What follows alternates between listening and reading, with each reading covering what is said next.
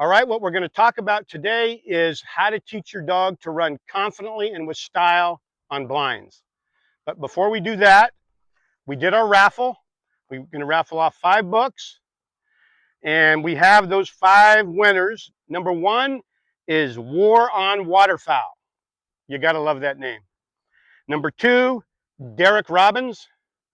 Number 3, Tim G. Number 4, Cheryl Adams. And number 5, Tracy Dean. So what I'm going to ask you guys to do is go to our Hair Kennels of Oklahoma Facebook page and message us with your mailing address, and we'll get those books to you. Now let's talk about how to get your dog to run confidently and with style on blinds. What we're going to talk about today is point blinds.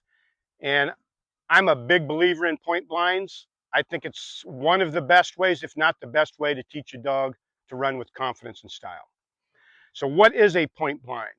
A point blind is you establish the blind, which is that X. It will be run, that will be the same spot every time. What makes this a little different than a permanent blind is usually a permanent blind is run from the same spot to the same spot every time. A point blind, once they know it, is run from an unlimited number of locations, depending on what you want to get out of it and how complicated you want to make it. You can get these point blinds to the point where you're running them where the dog doesn't even know they've ever been there before, because you move it so far from where you've been before. But you do that gradually. But I don't want to get ahead of myself here. How you teach this is a dog, though I've done puppies on this that don't handle yet, and I just gradually move back so I can teach them, from 100 plus yards just to go on the word back and the cue dead bird, and they look out and take off. But what we're going to be talking about, the dog needs to be through the tee and handling a little bit. Although they need to be able to do a simple blind. So here's how it works. Here's the blind. You walk out with the dog about 10 yards away or so. You throw 2 or 3 bumpers, and each bumper you throw, you say dead bird. And then once they're all down, you say back from here, and you run it. And then you move back, and then you run it again. How far back you move is going to depend on the dog and what it's had up to that point. But what you want is you want the dog to look out confidently and take off confidently. So you don't want to move it way back here the very first time you do it necessarily. Though I've had dogs that could do that, that's not the norm. I would rather do it more gradual because I don't want any issues. So you've established this. And then you move back here maybe and you run it, and you can do that. You do it 2 or 3 times maybe, and that's it. I don't try to get all the way back here the first day. But what I try to do as soon as I can is not have to go out and reestablish these every single time. But do what you got to do to make them look out positive. But after 2 or 3 times of this, you can usually come maybe to the 50-yard mark or whatever it may be, say dead bird, and they look out positive. You say back, and boom, they go line it basically. And that's what you're looking for at the beginning. I mean, if you had to blow a whistle or two, not a big deal, but you really want them to look out positive, take off positive. So the key is at some point, it may take a week, it may take 2 weeks, it doesn't really matter, but you want to get back, say, a couple 100 yards. And my hunt test dogs, I like them to be able to do blinds at 200 yards. You're going to have to work with what you have to work with. So whatever that may be, if it's 100 yards, it's 100 yards. But the idea is I want to be able to come out, say dead bird, and then look out positive and run this blind. And maybe not line it, but maybe 1 or 2 whistles, but do it confidently.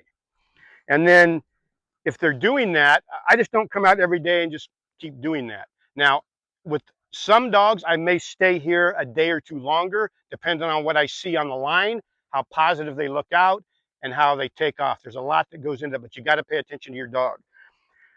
Eventually, I start moving my line.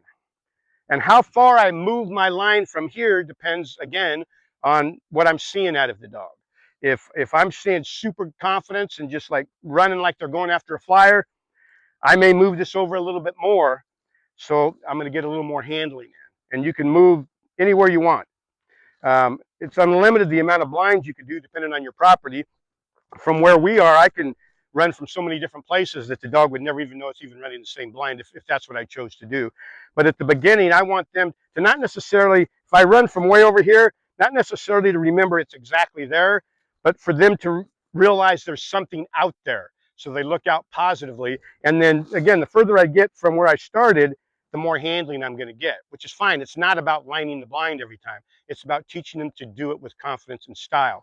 And once they're doing this without any other factors, you can maybe put a couple of hay bales in it or a holding blinds and run them through a corridor. You can get creative with this, depending on what you're going to be doing and what level you're going to be running. You can, and once they're doing this well, you can put a gun station out, maybe not too tight, throw a mark, pick up a mark, then run your blind.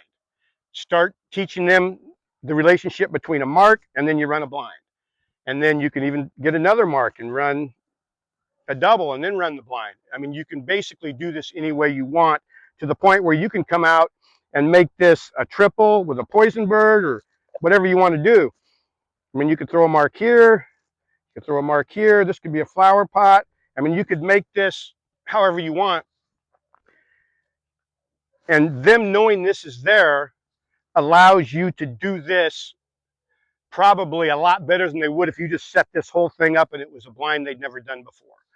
So the beauty of it is you can start doing some pretty complicated setups with a young dog or an inexperienced dog, because you've gradually built them the confidence up so they're willing to do this because they know this established spot. And again, you can start moving your line over based on what the dog is telling you. And if you have a pond or ponds, you can do all kinds of, you can run from back here and cut a corner. You could run from here, go over a point and re-enter. You can do all different things with this. So get creative with it. But the key is don't bring more into it until they're running like they're running after a mark, basically, on the point blind. When you're doing that, add some complication to it so you get a little bit more handling into it. And what you're going to find is, even though at this stage they're usually not handling fantastically, this allows you to get some better handling in because they have a kind of an idea of where they're going. And there's tons of handling drills we do on top of this. So this does not replace the handling drills. The reason for doing this is to get confidence and style on blinds. Yes, I'm going to get some handling in, but the purpose is not to work on the handling skills necessarily. Though as they get better and better at this, and I run master hunters on versions of this, and I can make it so complicated that there's no chance they're gonna line the blind or even maybe one or two whistle it, depending on how I set it up. So keep that in mind. It's not a handling drill at the beginning, especially. It's to get them running positive on blinds. And I do a lot of these point blinds, a lot of them. I know some people that never run anything but point blinds and their dogs do fantastic.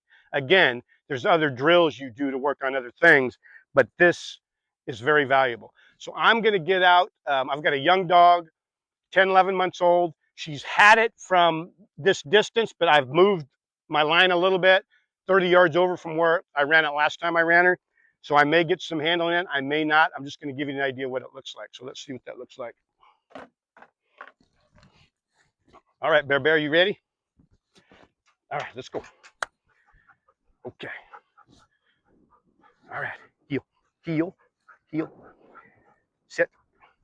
So it's really important to me that they come out and look positive. So when I say dead bird, I want them to act like they know what they're doing. The initial line, I'm not looking for the perfect line, but I want a good line, but I want momentum is what I'm looking for at this stage. All right, dead bird out there. Heel, sit, dead bird, sit, dead bird. Good. Back.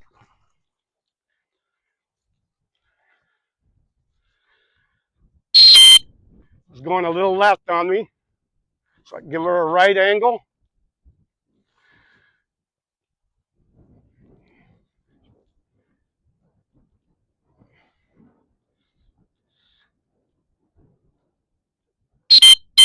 Now that was a beautiful example.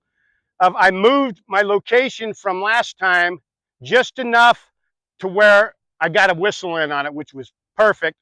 And I got a really nice cast from a dog that hasn't had enough casting to actually cast that well, because she had an idea